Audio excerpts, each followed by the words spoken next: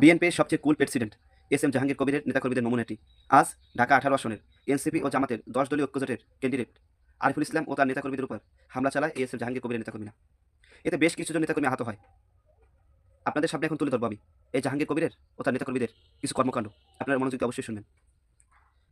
আবদুল্লাপুর প্রচারকালে এক জামাত কর্মীর মাথা ফাটিয়ে দেওয়া হয়েছে। ঠিক আছে, এটা ফাটিয়ে দিয়েছে এই যে জাহাঙ্গীর কবিরের নেতাকর্মীরা তার নির্দেশে। 2 নম্বরে খিলক্ষেত বড়ুয়া এলাকায় গতকাল নির্বাচনী অফিস উদ্বোধনে মব সৃষ্টি করে বাধা প্রদান করা হয়েছে, এটাও করেছে তারা। 3 নম্বর তুরাগ ও নিকুঞ্জে মহিলাদের প্রচারণায় বাধা ও হুমকি দেওয়া হয়েছে, এটাও করেছে তার নেতৃত্বে তার নেতাকর্মীরা। 4 নম্বর আজকের পূর্ব ঘোষিত নির্বাচন মিছিল আজাদির যাত্রা কর্মসূচি ঘোষণার 4 ঘন্টা পর ঠিক একই স্থানে পাল্টা কর্মসূচি ঘোষণা করা হয়েছে। এটা কেউ করে? এটা কি গণতান্ত্রিক রাষ্ট্রের একটা আদর্শ বলেন? এটা কেমন গণতন্ত্র কায়েম করে বলেন? এরা দেশে নাকি দুর্নীতিমুক্ত করবে দেশকে, দেশকে নাকি এরা সুস্থ রাখবে?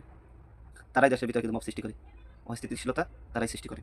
5 নাম্বার সর্বশেষ আজ একটি এতিমখানা পরিদর্শনে গেলে এমপি প্রার্থী আরিফুল ইসলামের উপর বিএনপি সন্ত্রাসীদের হামলা।